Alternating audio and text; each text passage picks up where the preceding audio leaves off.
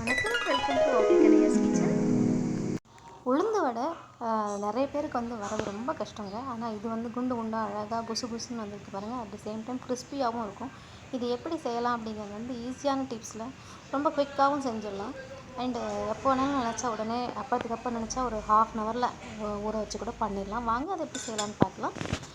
முதல்ல ஒரு அரை மணி நேரத்துக்கு முன்னாடி நல்ல தண்ணியில் ஊற வச்சு ஒரு 4-5 வாட்டி கழுவிட்டு ஊற வச்சுருங்க. ஊற வைக்கும் போதே ஒரு சின்ன ஸ்பூன் ரைஸும் சேர்த்து ஊற வச்சுருங்க. அதில் மிளகு, உப்பு ப்ளஸ் வரமிளகாய், பெருங்காயம் எல்லாத்தையும் சேர்த்து நல்லா ஃபஸ்ட்டு தண்ணி விடாமல் நல்லா மைய அரைச்சிடலாம்.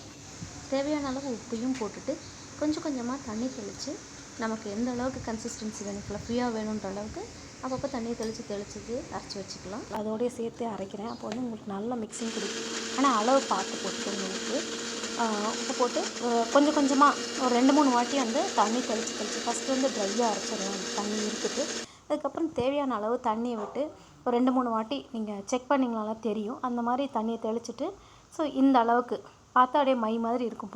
அரைச்ச மாவை ஒரு அகலமான பாத்திரத்தில் போட்டு நல்லா நுர வர மாதிரி நல்லா பீட் பண்ணி எடுத்துக்கலாம்.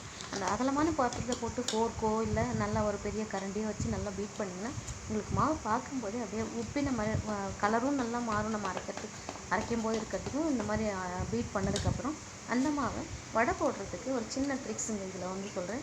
நம்ம வடை போடுறதுக்கு முன்னாடி இந்த மாதிரி பீட் பண்ண மாவை கையை ஜஸ்ட்டு தண்ணியில் நனைச்சிக்கிட்டு ஒரே கையாலேயே எடுத்து ஜஸ்ட் ஒரு உள்ளங்கையில் இந்த முன் கையில் வச்சு ஒரு ஓட்டையை போட்டு அப்படியே எண்ணெயில் விட்டிங்கன்னா ஈஸியாக இறங்கிடும். உங்களுக்கு போண்டாவாக போடணுன்னு அவசியமே இருக்காது. உங்களுக்கு தண்ணி தொட்டாலே போதும். மாவும் நல்லா கெட்டியாக இருக்குது. அது பால் மாதிரி உருட்டுறதுல இருக்குது. உருட்டிட்டு நீங்கள் ஒரு கையிலேயே போட்டுடலாம். நமக்கு வாழையில அதெல்லாம் தேடவே தேவையில்லை. இந்த மாதிரி எல்லா வடைகளையும் போட்டுட்டு உங்களுக்கு காட்டுறேன். அது எவ்வளோ சாஃப்டாகவும் இருக்கும். அட் த சேம் டைம் பார்க்கவும் மொறுமொறுப்பாகவும் கலர்ஃபுல்லாகவும் இருக்கும். நல்லா சின்னமான மீடியம் ஹீட்டில் வச்சு ரொம்ப எண்ணெய் கொதிக்கிற அளவுக்கு இருக்கக்கூடாது. மீடியம் ஹீட்டில் வச்சு வடையை போட்டு எடுத்துடலாம். போட்டதுக்கப்புறம் எல்லாமே உங்களுக்கு சர்வ் பண்ணி காட்டுறேன். இதுதாங்க சின்ன சிம்பிள் ட்ரிக்ஸுங்க.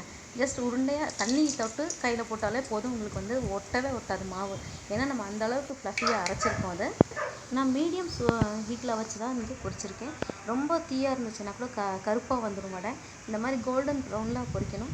அண்ட் அந்த ஓட்டை போடும்போது கூட கொஞ்சம் நல்லா பெருசாக போட்டிங்கன்னா இப்படி ரிங் மாதிரி வரும். இந்த மாதிரி வந்துச்சுன்னா உள்ளுக்குள்ளேயும் நல்லா வேகும். அட் த சேம் டைம் சாஃப்டாகவும் இருக்கும். மேலெல்லாம் மொறுமொறுப்பாக இருக்கும். ஸோ நம்மளோட வடை உளுந்து வடை ரெடி ஆகிடுச்சு. இதே மாதிரி நீங்களும் செஞ்சு பாருங்கள். அடுத்து இன்னொரு வீடியோவில் பார்க்குற வரைக்கும் உங்களை விடைபெறுவது உங்கள் சேனலுக்கு சந்திரமோகன். நன்றி, வணக்கம் ஃப்ரெண்ட்ஸ்.